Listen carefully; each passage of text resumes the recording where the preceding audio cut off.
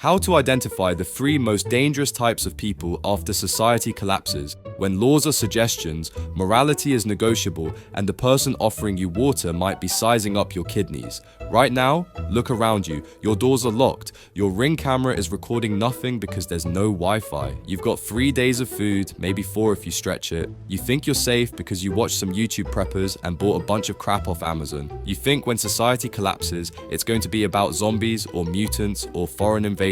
Welcome to the real apocalypse.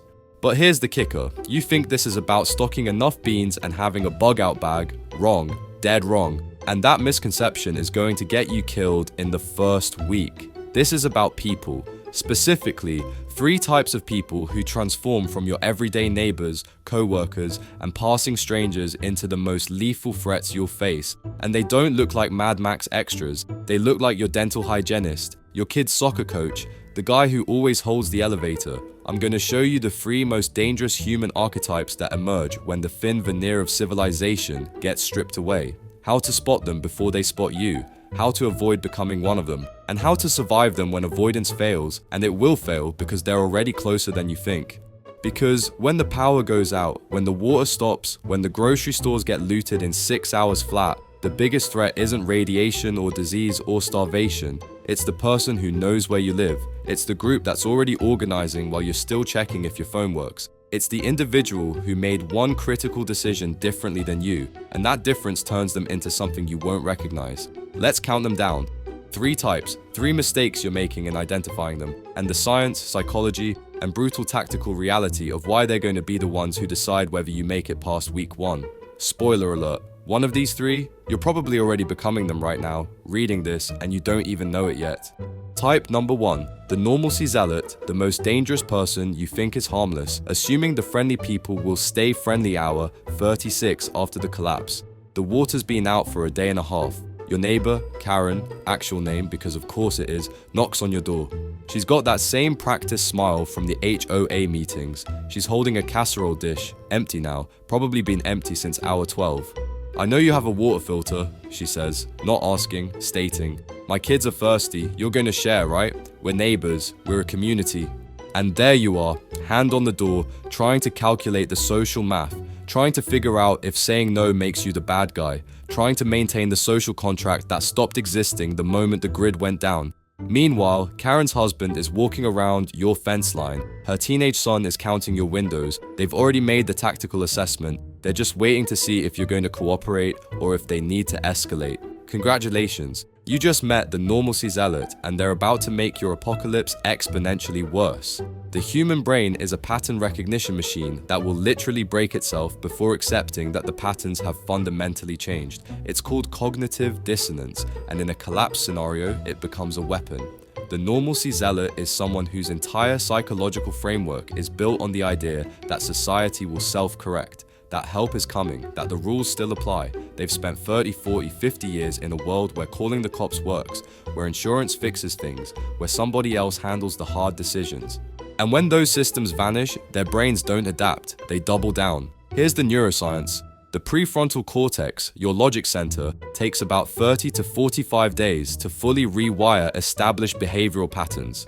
That's 30 to 45 days where a person's brain is actively fighting against a new reality, desperately trying to recreate the old world. The normalcy zealot isn't in denial because they're stupid. They're in denial because their brain is literally protecting itself from a psychological break. But here's where it gets lethal. While their conscious mind is clinging to the old rules, their unconscious survival drives are fully operational. They're hungry, they're thirsty, they're terrified. And since their conscious mind can't reconcile good people don't steal with my children need water, they create a narrative where you are the villain for not sharing, where they are the heroes for taking what's rightfully theirs in the name of community and fairness. This is the normalcy zealot's superpower. They can commit horrific acts while genuinely believing they're the good guys. They'll kill you with a clear conscience because in their rewritten mental story, you're the monster who hoarded while children suffered.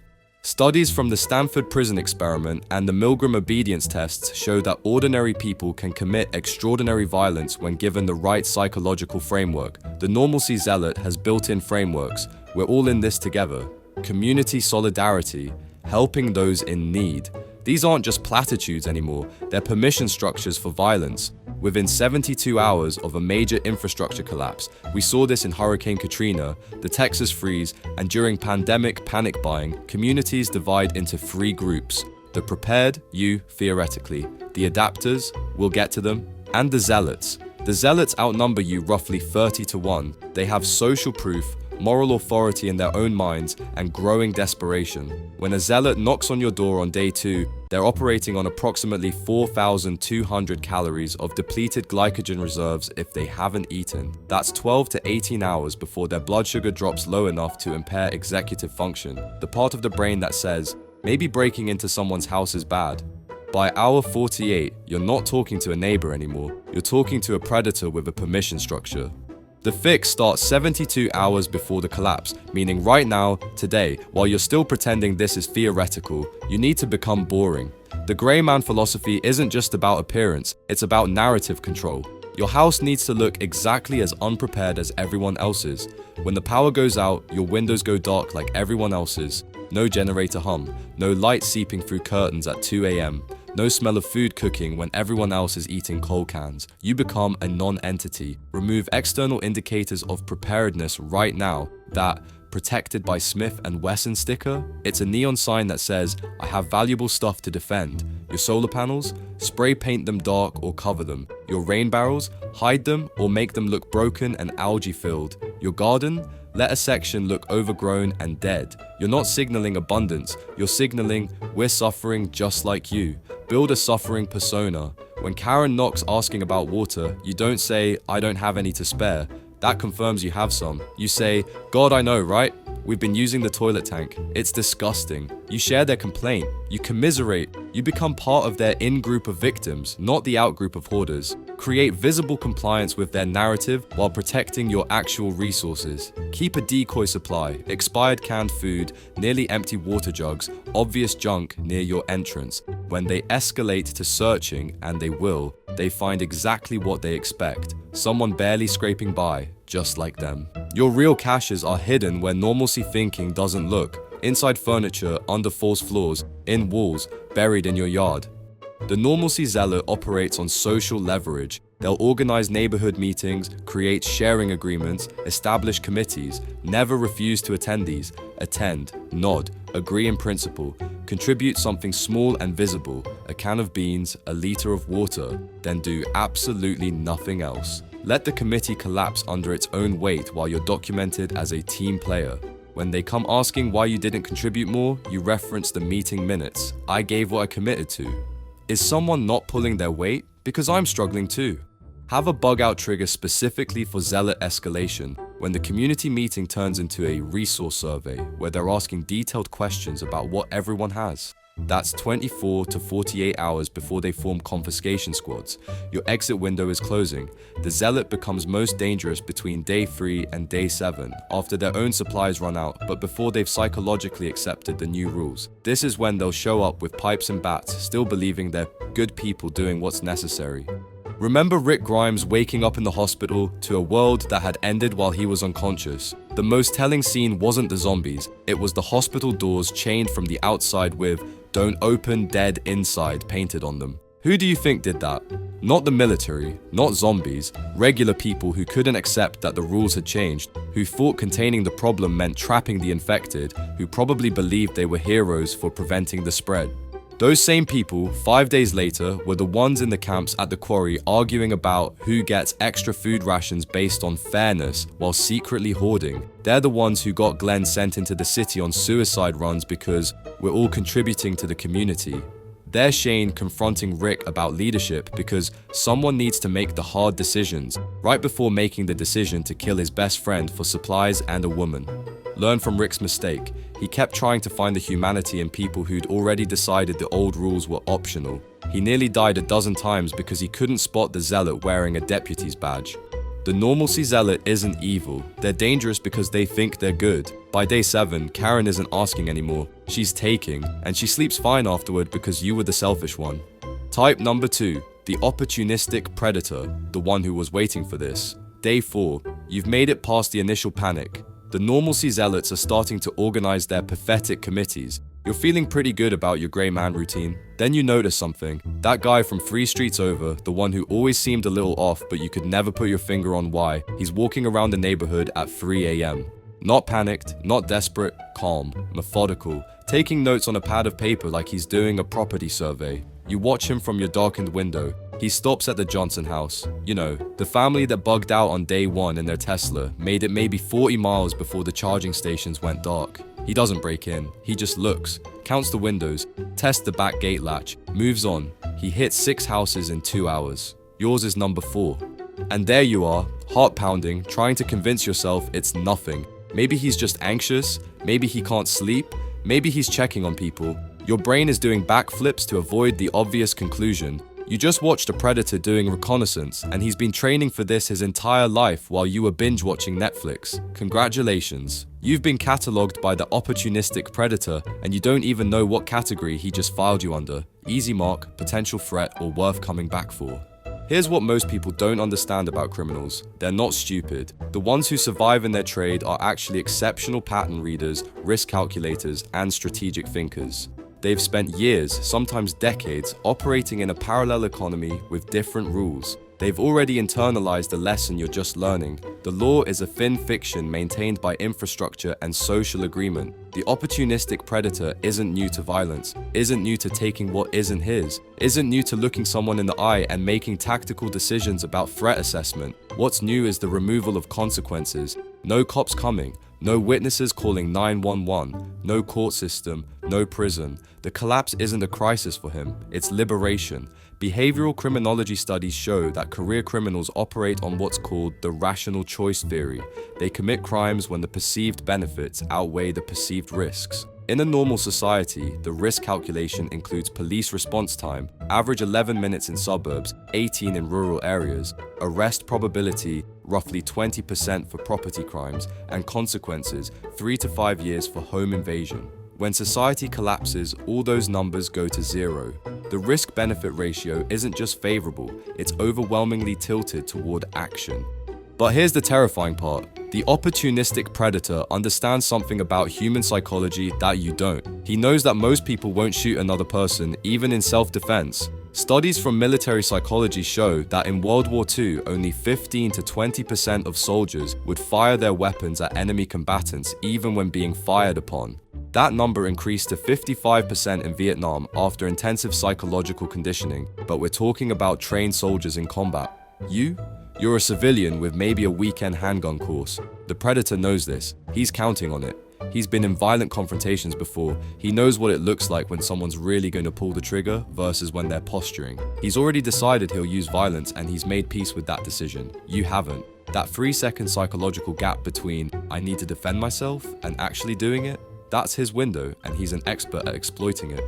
Within 5 to 7 days of infrastructure collapse, the opportunistic predators shift from opportunistic to systematic. We saw this in Hurricane Katrina's aftermath, organized looting crews with specific roles, lookouts, entry specialists, carriers. They weren't mobs, they were tactical units operating with military precision. Here's their operation pattern. Day 1 to 2, they're assessing and gathering intel. Day 3 to 4, they're hitting soft targets, abandoned homes, businesses, obvious evacuees. Day 5 to 7, they're escalating to occupied residences, starting with the weakest, elderly, single women, obvious preppers who advertise their resources. By week 2, they're running full-scale operations with recruitment, territory control, and systematic exploitation. The predator is doing math you aren't. He's calculating force multiplication. How many people does he need to overwhelm your defense? He's assessing your patterns. When do you sleep? When are you most vulnerable? He's identifying your resources. What do you have that's worth the risk? And he's making cold tactical decisions. Is it easier to trade with you, intimidate you, or just kill you and take everything? Your doorbell camera caught him. So what? There's no cloud storage. Your Ring app is a fancy paperweight. He knows this. You're still thinking in old world terms where evidence matters. He's thinking in new world terms where possession is literally the only law. The fix for the opportunistic predator is completely different from the zealot fix, and if you confuse them, you're dead. Where the zealot requires invisibility, the predator requires visible deterrence. You're managing two contradictory security postures simultaneously. Create hard target indicators that are visible only after dark or during reconnaissance hours. The predator scouts at night, the zealot knocks during the day. Install infrared motion sensors, battery-powered, that trigger lights in a pattern that suggests automated security systems. Set up obvious defensive positions, sandbags near windows, hardened doors, but make them look DIY and desperate, not professional. The message: this house will cost you something and there are easier targets. The key metric: predators follow the 7-minute rule from law enforcement data. If a target takes longer than 7 minutes to breach or shows signs of active resistance, 87% of burglars abort. In a collapse, that number holds because the predator is still calculating cost-benefit. Make your house look like it'll take 10 minutes and might involve injury. He'll move on. Establish visible but passive defensive presence, a chair positioned to watch the street, movement inside at irregular intervals, signs of multiple occupants even if you're alone. The predator is counting defenders. If he sees patterns suggesting 2 to 3 capable adults with overlapping watch schedules, the math changes. He needs to bring 6 to 8 people to guarantee success. That requires organization, coordination, splitting the take. Easier to hit the house next door with the old couple. Create false deterrence using game theory. Place obvious traps that are actually harmless but look dangerous. Tripwires that don't connect to anything. Chemical hazard symbols on the basement door. Biohazard tape. Improvise defensive positions that suggest someone's thought about this tactically. The predator's advantage is experience, but his weakness is risk aversion when risks are unknown. Military-style defenses suggest military-style responses. That's a variable he can't easily calculate. Predators talk. They share information about targets. Your best defense is controlled information warfare. When you do interact with potential threats, mention in passing that you're helping your buddy from the VFW who's staying with his family, or that your cousin the cop's family is bunking here until things stabilize. Doesn't matter if it's true. You're planting the idea that this house has trained defenders. Let that information spread through the predator network. Establish early warning through environmental awareness. The predator will test you before committing. Small things: a rock on your car windshield to see how long it takes you to notice. Trash moved near your fence. A door you know you locked that suddenly unlocked. These are pre-assault probes. If you immediately correct these mistakes, you signal awareness. If you don't notice for days, you signal vulnerability. Set up non-obvious telltales. Tape on ground floor windows that breaks if opened. Pebbles balanced on fence gates. Your own hair across door cracks. Check these every morning. The day you find one disturbed is the day you go to elevated alert because the test phase just ended. If the predator decides you're worth the risk and commits to assault, your only real option is overwhelming, immediate, decisive violence. This isn't a movie. You don't wound him and call the cops. You don't fire warning shots. You don't try to de-escalate. The moment he's breached your hardened entry, he's made the decision that this is worth potentially dying for. You need to prove him wrong before his friends arrive. This is the psychological preparation most people skip, deciding now, today, in abstract safety, what your line is, because in the moment, your brain will freeze, you'll hesitate, and that hesitation is lethal. The predator isn't hesitating. He decided weeks ago. Remember Anton Chigurh, the most realistic movie villain ever written? He wasn't crazy, he was methodical, he followed patterns, he made decisions based on principle and calculation. When he flipped that coin, he wasn't leaving things to chance. He was forcing you to decide your own fate while he maintained plausible psychological distance from the outcome.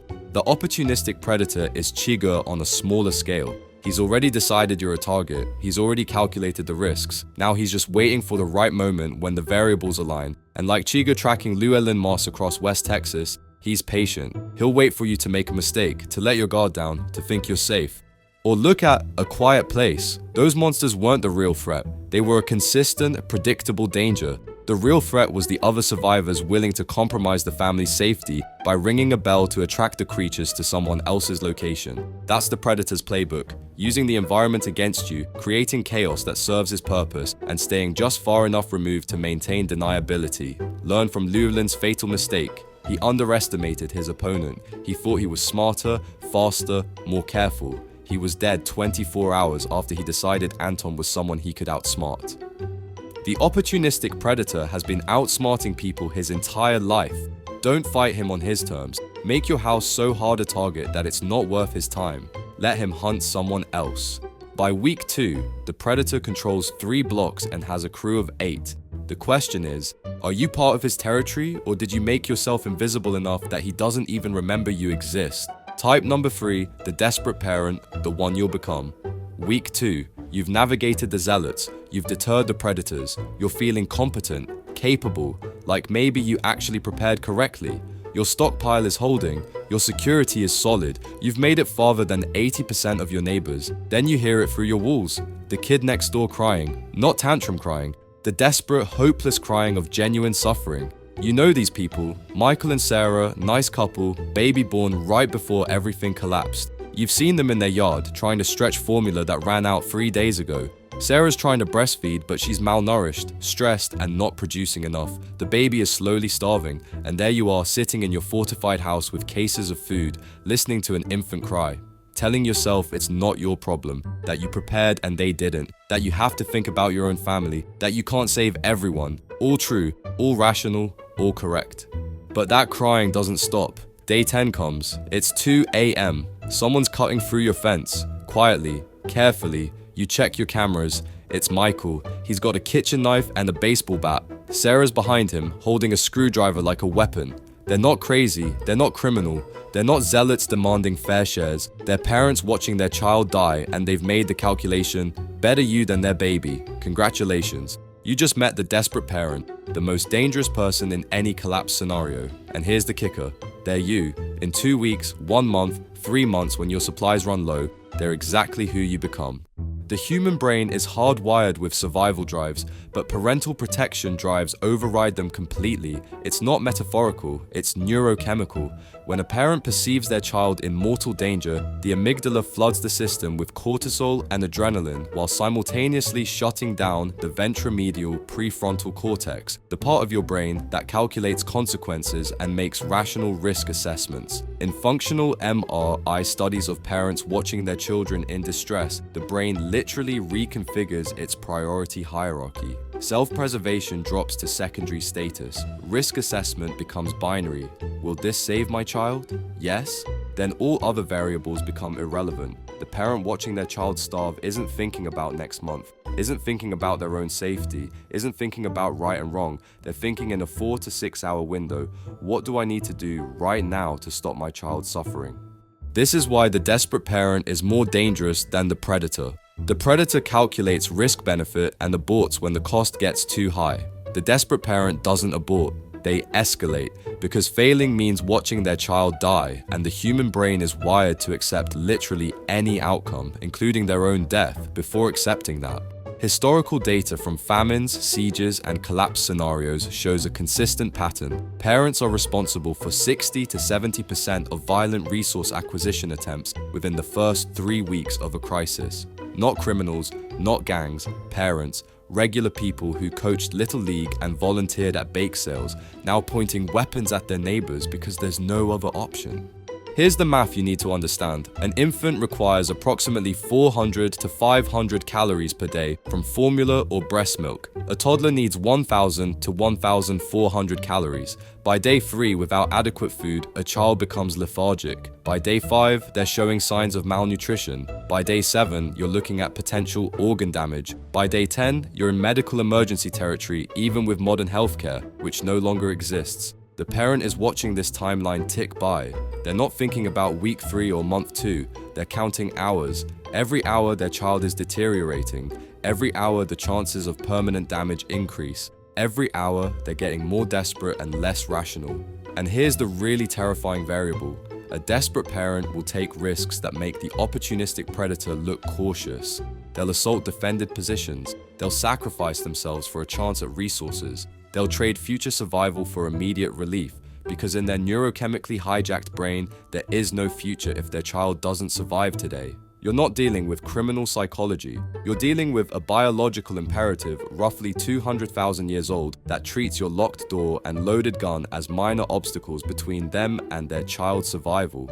Individual desperate parents are dangerous. Groups of desperate parents are apocalyptic, because unlike the zealots who fragment over ideology or the predators who eventually turn on each other over resources, desperate parents form unbreakable alliances based on mutual need. By week 2 in any collapse scenario, parents are networking, sharing information, pooling resources, and identifying targets. Your gray man routine that worked on the zealots? Useless, because parents are watching for different indicators. They're not counting your generator, they're watching if your kids look healthy, if you're calm while everyone else is panicked, if you're not visibly suffering. One parent spots you, the network knows within hours, and they're not organizing like the zealot committees with their delusions of fairness. They're organizing tactically. Watch schedules, simultaneous multi-point assaults, hostage leverage, scorched earth strategies. They're applying military tactics learned from Call of Duty and The Walking Dead, because when your child is dying, you get very creative very quickly.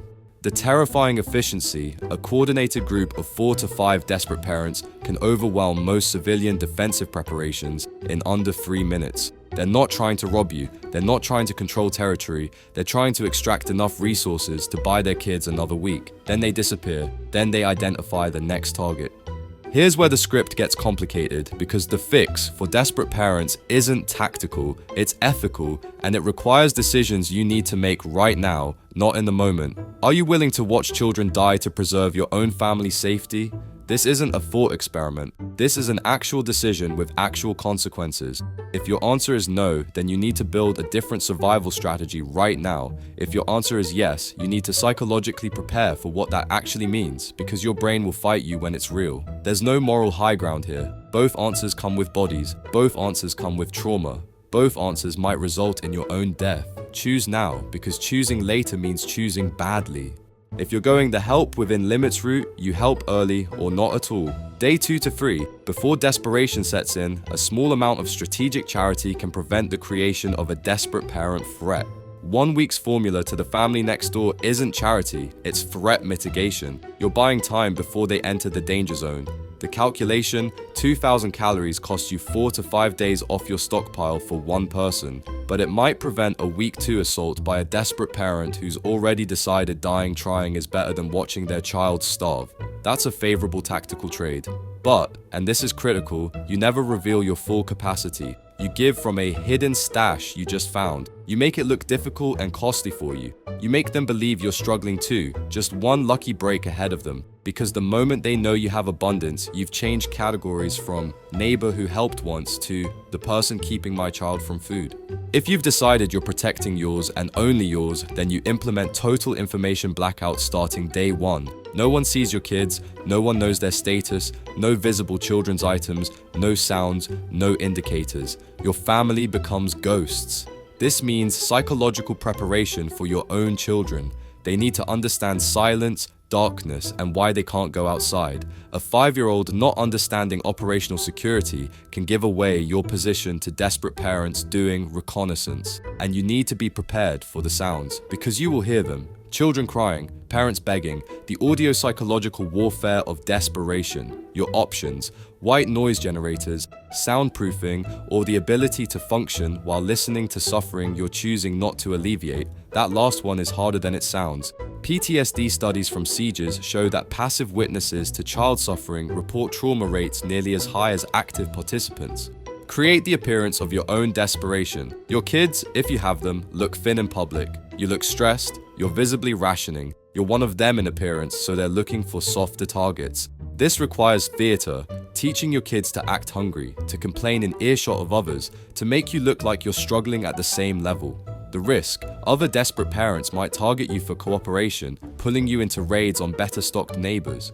Now you're the weapon someone else is aiming. You're forced into violence against third parties to maintain your cover. See how fast this gets complicated? Establish a triage point separate from your main stockpile. A visible, accessible cache of basic survival resources, water purification tablets, calorie bars, basic first aid that's explicitly for community emergency use. You let it be known, this is what there is. When it's gone, it's gone. You're giving parents hope and a non-violent option first. Many will take the easy option before escalating to home invasion. Your pressure relief valve, buying time for people to adapt or leave. But you're also establishing yourself as someone who gave everything they could spare, which provides social cover when you have to defend your actual stockpile. Some will see it as proof you have more. Some will demand to know where you got it. You're painting a target while trying to erase it. Game theory says this works for 30 to 40% of potential desperate parent threats, but increases risk from the remaining 60%. Remember the road. the man and the boy. The father's entire existence narrowed to a single biological imperative: keep the boy alive. Everything else, morality, humanity, hope, future, became secondary. When they found the bunker, he didn't share with the desperate people they encountered. When they met the old man, he gave minimal help. When they faced the cannibals, he executed without hesitation. That father became a monster by most ethical standards, and he did it out of love. That's the desperate parent. That's you if you have kids. That's your neighbor right now maybe, calculating when to make their move.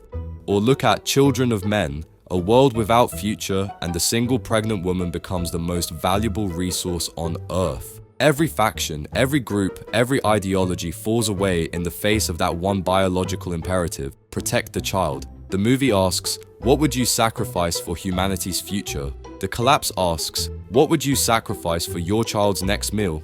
Learn from these stories. There are no good options, only less terrible ones. The desperate parent isn't a villain, they're a force of nature, a biological drive with a weapon. And the only way to survive them is to never become someone standing between them and their child's survival. By week 3, half the parents in your neighborhood are organized, armed, and have identified every household with resources. The question is, did your early charity buy you allies, or did it just tell them you're holding out?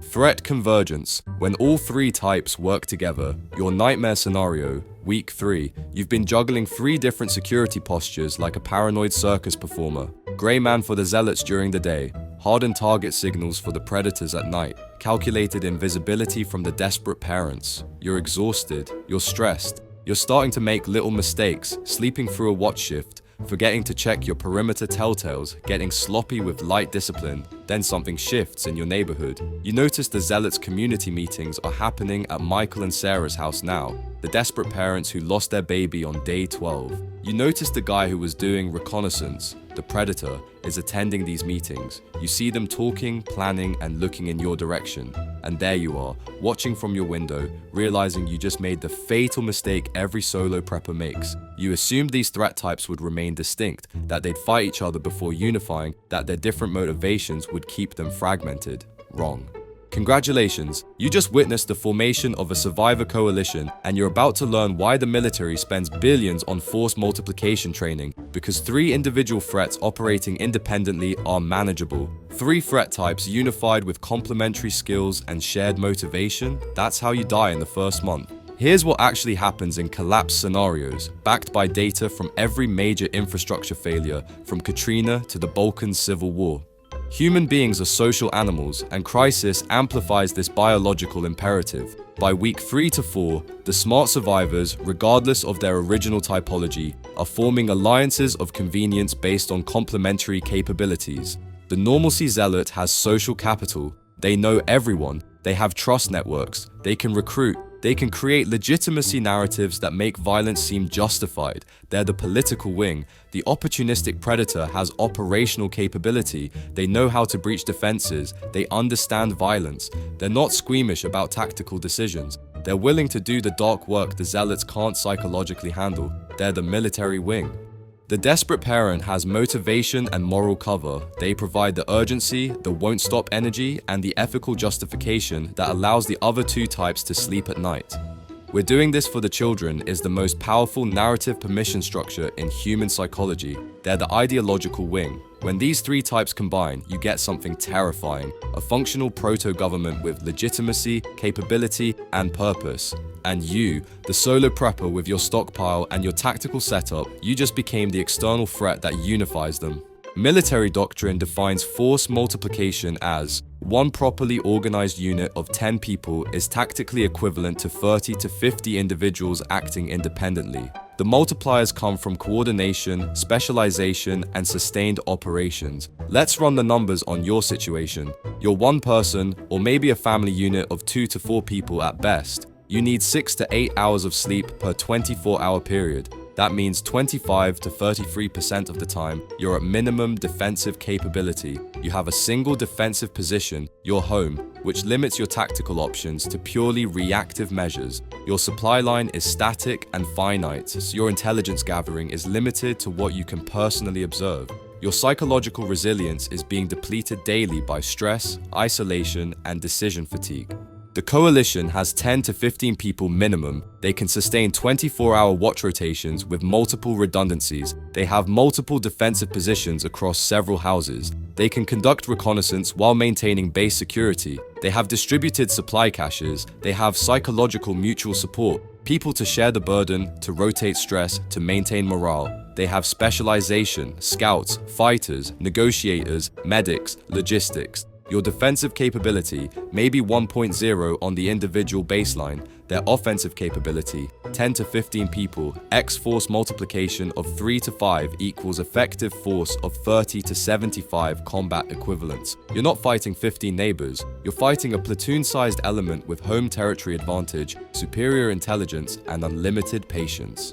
Here's where it gets worse. The coalition knows exactly what you have because they've been watching you for 3 weeks. They know your schedule, your patterns, your defensive preparations, your likely responses. The Zealot has been cataloging neighborhood resources since day 2. The Predator has been doing tactical assessments since day 4. The desperate parents have been tracking which houses have healthy-looking occupants. They've pooled their information. They know things about you that you don't know about yourself, behavioral patterns you're not aware of, vulnerabilities you haven't considered, psychological weaknesses you've revealed in brief interactions. Meanwhile, what do you know about them? You've been avoiding them, staying hidden, maintaining operational security, which means you have almost zero intelligence on their capabilities, organization, or intentions. You're operationally blind while they have complete battlefield awareness. This is the fundamental asymmetry that kills prepared individuals. You optimized for hiding, they optimized for hunting, and hunting beats hiding once the hunters organize. Day 7 to 10, initial alliances form organically. The Zealot organizes a community meeting. The Predator attends to assess potential marks but realizes there's opportunity in organization. The desperate parents show up hoping for help.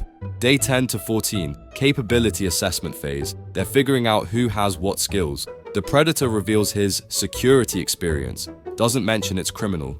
The parents volunteer for high-risk tasks because they've already accepted death as preferable to watching their kids suffer. The Zealot coordinates and provides ideological cover. Day 14 to 21. Target identification and planning. They've mapped the neighborhood, identified who has resources, calculated who's most vulnerable. You're on a list. You're probably in the top 5 because you've been too successful at staying safe. That only happens with resources. Day 21 to 28. Execution phase. They conduct their first joint operation against a softer target, probably that elderly couple 2 blocks over who everyone knows has a generator. This is their training run. They're learning how to work together, refining their tactics, building confidence. Day 28 to 35, they come for you. Not because you're the biggest threat, but because you're the logical next escalation. They've practiced, they're organized, they're committed, and you have maybe 72 hours warning if you're paying attention to the pattern. Here's the brutal truth that prepper culture doesn't want to admit. You cannot defend against an organized coalition as a solo operator or even as a single family unit. The math doesn't work. The capability gap is insurmountable. Your only real options are: join a coalition first, leave before they solidify, or become a hard enough target that they bypass you for easier marks and you hope their organization collapses before they circle back. This needed to happen before the collapse, which means it's probably too late for you reading this during an active crisis. But for future reference, your survival group should have formed 6 to 12 months ago, not a prepper group that meets monthly to compare bug-out bags. An actual integrated mutual defense unit with 8 to 12 members minimum, optimal 15 to 20, adjacent or nearby properties that can establish overlapping fields of fire complementary skill sets, medical, mechanical, tactical, agricultural, communications, established leadership hierarchy and decision-making protocols, pre-positioned shared resources and communication systems, regular joint training exercises. The reason this needs to be pre-collapse: trust takes time to build. Operational integration takes practice. Psychological cohesion requires shared experiences before the stress hits. Forming alliances during the crisis means allying with people you don't know, can't trust, and who might be predators wearing friendly masks. If you're reading the signs correctly and you see coalition formation happening around day 14 to 18, your window to leave is closing fast but still open. This is when you activate your bug out plan, but not to some fantasy cabin in the woods. You're moving to a different neighborhood where the coalition hasn't formed yet, where you can embed yourself in emerging social structures before they solidify against you. The timing is critical. Too early, day 7 to 10, and you're abandoning a defensible position before threat materialization. Too late, day 25 plus, and they've already identified you as a target, meaning they'll pursue or they'll hit your property the moment you leave. Day 14 to 18 is the sweet spot, clear enough patterns to confirm coalition formation, but before they've locked in final targeting and logistics. You need to move at night, in stages, looking like you're abandoning due to desperation rather than tactical retreat. Leave visible leftovers, empty cans, picked over supplies that suggest you left because you ran out, not because you had a plan B. If you can't leave and you missed the pre-coalition alliance window, your only option is negotiated subordination. This is the hardest strategy psychologically because it requires submitting to the group you've been hiding from. The approach: you make contact through the zealot leader, never the predator, and you offer a deal. You have specific valuable skills, medical, mechanical, technical, and you're willing to contribute in exchange for security and integration. You're not donating your full stockpile, but you're offering sustainable value. The framing is critical. You're not surrendering as a defeated enemy. You're negotiating as a potential ally who stayed independent initially out of caution, but now recognizes the value of cooperation. You're applying to join their coalition with terms. What you're offering: specific expertise plus limited resources as a sign of good faith. What you're not offering: complete access to your supplies, your home as a defensive position, or control over your operational security. The psychology: the zealot wants to expand their coalition, legitimacy through numbers. The predator wants to avoid costly assaults. You're making cooperation cheaper than conquest. The parents want your skills to help their kids, medical knowledge, water purification, whatever you've got. The risk: you're now inside their organization, which means you're subject to their decisions, their leadership, and their eventual collapse. But you've bought time and reduced the immediate threat. Sometimes survival is about choosing which problems to have. This is the dark option nobody talks about in prepper forums. If you know they're coming, if you can't leave, if negotiation isn't viable, you make your position so costly that taking it destroys them. You don't defend your home. You booby trap it and evacuate to your secondary position. Not illegal explosives or military ordnance. That's both dangerous and unnecessary. We're talking about structural sabotage, weaken floors over basements, undermine stairs, compromise supports. When they breach and begin looting, the building becomes the weapon. Or you contaminate your supplies in ways that aren't immediately obvious. Chemical contamination of water that causes severe illness in 6 to 8 hours. Food supplies laced with substances that induce vomiting and diarrhea. Not enough to kill. Killing creates martyrs and revenge motivations, but enough to incapacitate their operational capability for 48 to 72 hours. Remember when Rick's group first got to Alexandria? They were the coalition, the predator, Rick and Daryl, the zealot, Michonne trying to rebuild civilization, and the desperate parents, literally everyone with kids. And what did they do? They took over a functioning community because they decided Alexandria's people were too weak to deserve survival. Then they met the Saviors, a larger coalition with better organization, more resources, and Negan's operational brilliance. Suddenly, Rick's group was on the receiving end of exactly what they'd been doing to others. The Saviors had the numbers, 30 to 50 plus members across multiple outposts, the force multiplication, coordinated operations, and the intelligence advantage. They knew everything about Alexandria before making contact. Alexandria survived only because they formed a counter-coalition with the Hilltop and the Kingdom, 3 communities unifying against a common threat. Solo communities got crushed. The Kingdom tried to secretly resist while paying tribute, got exposed and destroyed. Hilltop tried negotiating from weakness, got exploited. Alexandria tried direct confrontation, almost got exterminated. The lesson: coalitions beat individuals, larger coalitions beat smaller coalitions, and if you're facing a coalition alone, you either join a bigger one, run, or you die. There's no tactical genius solo operator who defeats organized groups. That's Hollywood. Reality is math, and the math says you lose. By week 4, the coalition controls 6 blocks. They have 20 plus members. They're running organized patrols, systematic resource extraction, and looking for the next territory to expand into. Your choice was join, leave, or die. And you had about 10 days to figure out which one before the decision got made for you. Week 5. Let's say you made it this far. You navigated the zealots, deterred the predators, avoided or accommodated the desperate parents, and either joined a coalition or somehow stayed independent in the chaos. You're alive. Your family is alive. You've got food for another month, maybe 2 if you stretch it. You're feeling something dangerous. Confidence. You're starting to believe you're different, that you're the protagonist, that you prepared better, thought smarter, acted faster than everyone else. You're mentally cataloging all the things you did right and all the mistakes your neighbors made. And there you are, sitting in your fortified position, watching the neighborhood burn, telling yourself that this is what separates survivors from victims, that you earned your safety through preparation and discipline, that the people who are suffering brought it on themselves through negligence and short-sightedness.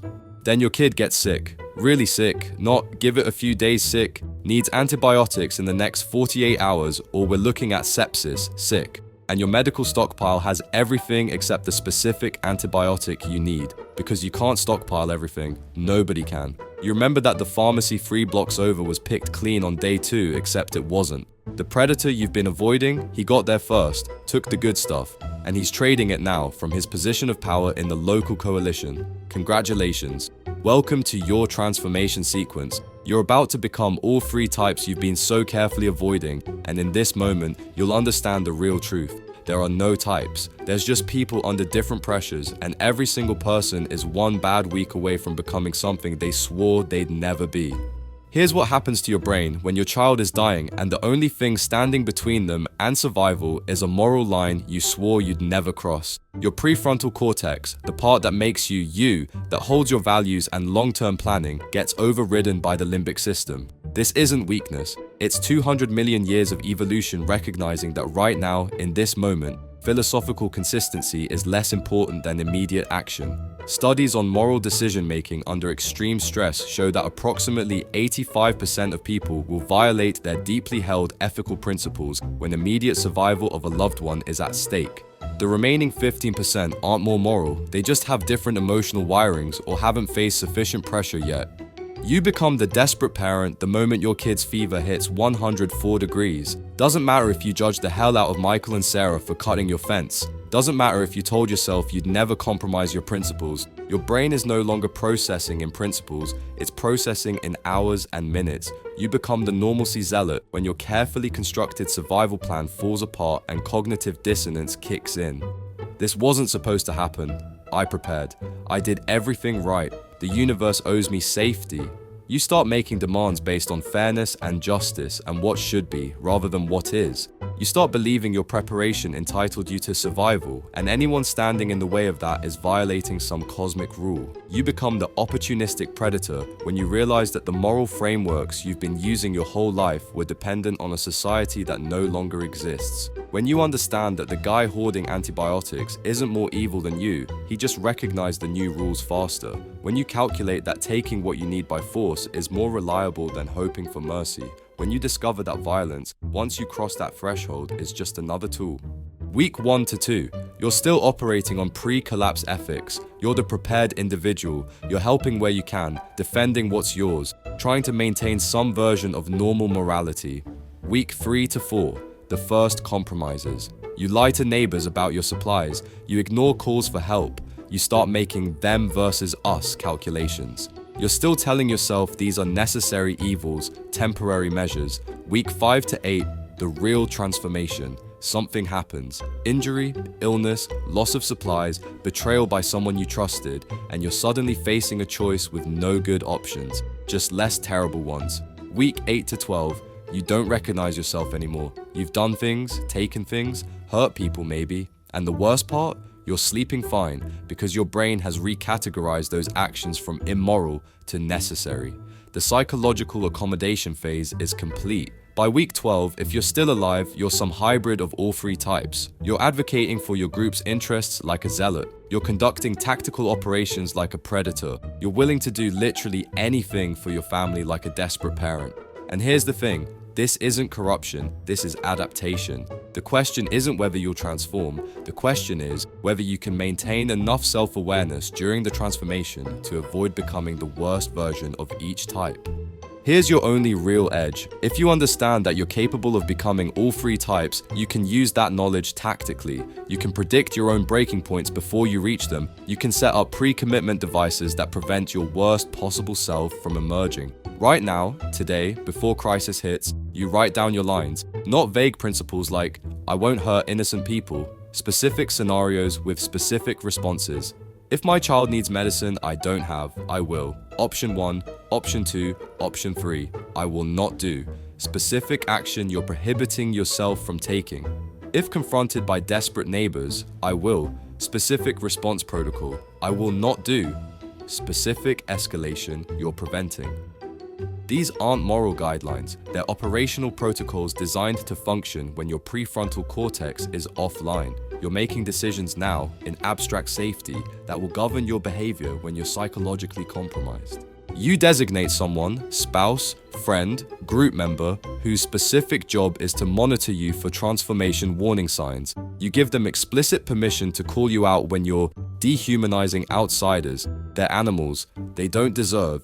Escalating responses beyond proportionality, making decisions based purely on emotion, losing sight of long-term consequences for short-term gains. This person isn't there to judge you, they're there to be your external prefrontal cortex when yours is too compromised to function. You build in mandatory waiting periods for major decisions. Before conducting any offensive operation, you wait 24 hours. Before making any permanent ethical compromises, you wait 72 hours. The psychology, giving your frontal cortex time to come back online, allowing the immediate panic response to subside so you can evaluate whether this action is necessary or if it's just your scared primate brain demanding immediate action. This protocol has saved countless people from making crisis decisions they can't undo. The 24-hour rule in military operations exists for exactly this reason, to prevent emotionally driven tactical errors. You maintain something from the old world that reminds you who you were, a photo, a book, a daily ritual, not for sentimental reasons, for psychological stability. Identity continuity is protective against moral collapse. People who maintain connection to their pre-crisis self are 60 to 70% less likely to commit extreme violence or ethical violations during crisis. It's an anchor that keeps you tethered to your values even when those values become tactically disadvantageous. Here's what you need to understand. You're not going to make it through a real collapse scenario with your hands clean and your conscience clear. That's a fantasy. If you survive, you will have compromises to live with, actions you can't undo, consequences you'll carry. The goal isn't purity, it's controlled degradation. You're trying to become the least terrible version of survival mode human you can be. You're trying to draw your line at did what was necessary rather than became a monster. Some people can't handle this, can't accept that survival requires becoming something they don't want to be. Those people either die early or they break psychologically and become the worst versions of all three types. Zealots who commit atrocities in the name of justice, predators who torture for entertainment, parents who will destroy whole communities for one more week of their child's life. The ones who survive with some humanity intact, they're the ones who accepted from the beginning that they were going to have to do bad things and made conscious choices about which bad things and under what circumstances.